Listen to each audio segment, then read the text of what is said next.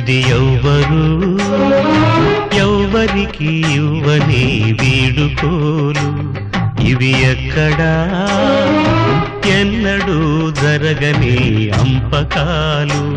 సినీ వినీలాకాశంలో ఒక తరం దివికెగిసింది. ఎన్టీఆర్, ఎస్వీఆర్, ఏఎన్ఆర్ సమకాలికులు శ్రీ శ్రీ కైకాల సత్యనారాయణ శుక్రవారం హైదరాబాదులోని తన నివాసంలో తుది శ్వాస విడిచారు. సినీ నటుడిగానే కాకుండా పార్లమెంటు సభ్యుడిగా ఆయన సేవలందించారు. తన 60 సంవత్సరాల సినీ జీవితంలో 777 సినిమాల్లో నటించారంటే అతిశయోక్తి కాదు.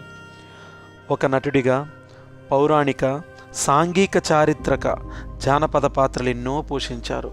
ఏ పాత్ర పోషించినా పాత్రకు వన్న తెచ్చే విధంగా నటించేవారు.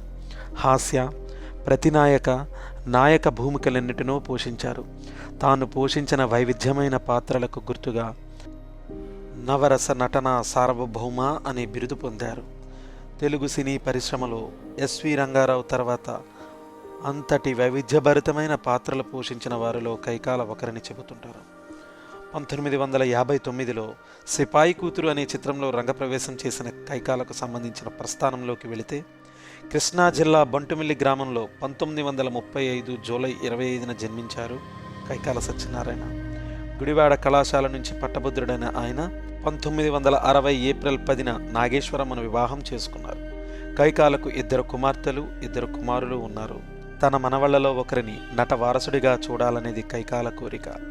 నవరస నటన సార్వభౌముడిగా ప్రఖ్యాతిగాంచిన కైకాల 5 దశాబ్దాలుగా చిత్ర పరిశ్రమలో తన ప్రయాణాన్ని కొనసాగించారు.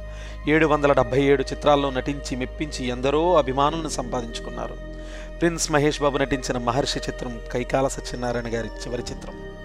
28 పౌరాణిక, 51 జానపద, 9 చారిత్రక చిత్రాల్లో నటించి 200 మందికి పైగా దర్శకులతో ఆయన పనిచేశారు.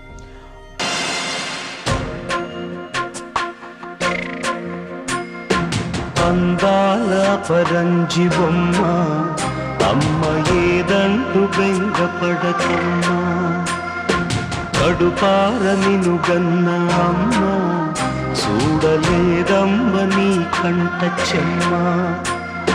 తను మరుగునున్నా నిను మరువదమ్మ, కన్నీరు తుడిచే కబురంపెనమ్మ, చెబుతాను వినవమ్మ.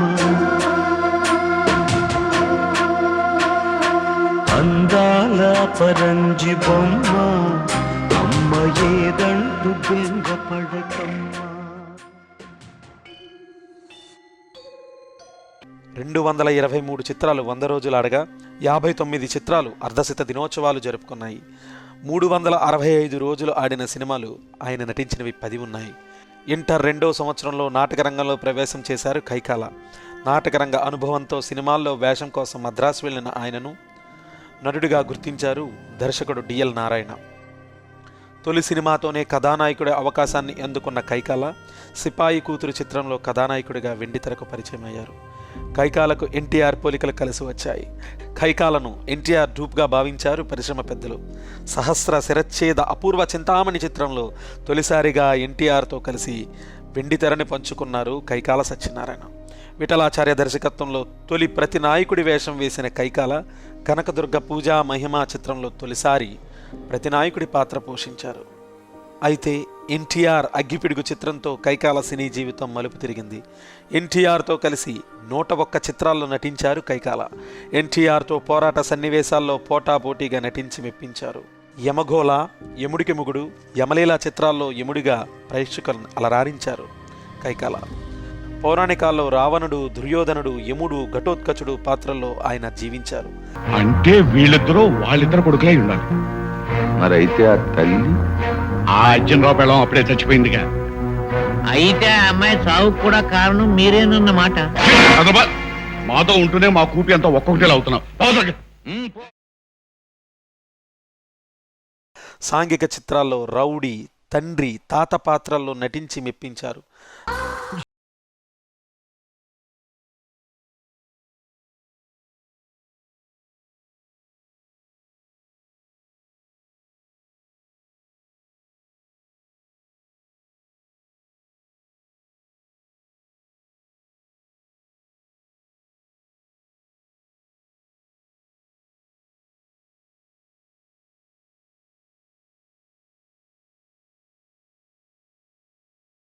ప్రొడక్షన్ స్థాపించిన కైకాల కొదమసింహం, బంగారు కుటుంబం, ముద్దుల మొగుడు లాంటి చిత్రాలు నిర్మించారు.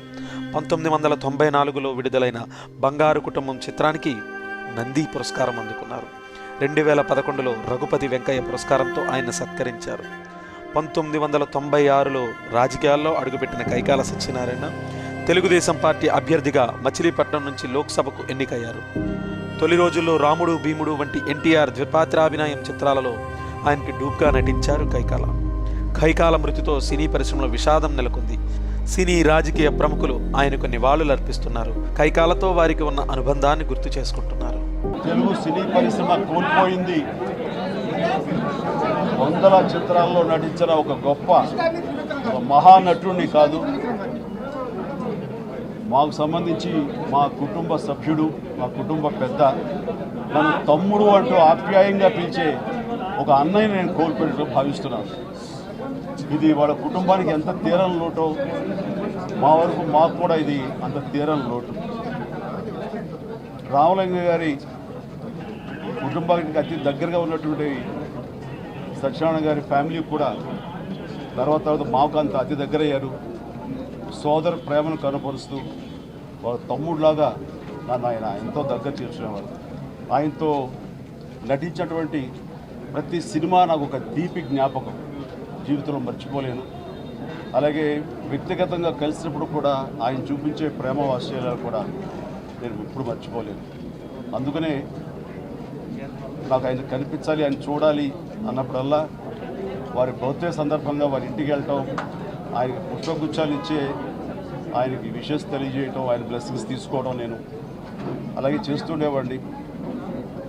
ఆ రోజు ఆయన ఎంత కల్మషం లేని మనిషి అంటే, ఎంత స్వచ్ఛమైన మనసు అంటే, ఆయనతో షూటింగ్ చేస్తున్నప్పుడు ఒక పసిపిల్లవాడితో చేస్తున్నట్టుగా అనిపిస్తుంది తప్ప అంతటి గొప్ప నిష్కల్మషమైనటువంటి మనిషి ఆయన. అలాగే భోజన ప్రియుడు కూడా. సురేఖ నేను వెళ్ళినప్పుడు ఆయన, అమ్మా నీ చేతితోటి ఉప్పు చేప వండి పెట్టమ్మా, అది తినాలని చూస్తుంటాం అంటే నోరు ఊరుతుంది, అంటే ఎందుకు నీవేళ చేసి పంపిస్తానంటే వద్దమ్మా తినేలాగా ఓపిక లేదు అన్నారు 2 years బ్యాక్. ఆ తర్వాత మొన్న వెళ్ళినప్పుడు ఏమంటే అడిగారు ఏదైనా చేసి పంపించమంటావా అంటే ఆయన వెంటిలేటర్ మీద ఉన్నారు, తినే పరిస్థితి కాదు అని అన్నాం. ఆయన అంత ఇదిగా మా కుటుంబంతో అంతా ఇది ఉంటుంది. అంత ఈ రోజున అలాంటి మనిషిని మేము దూరం చేసుకోవడం అనేది మా వరకు మాకు చాలా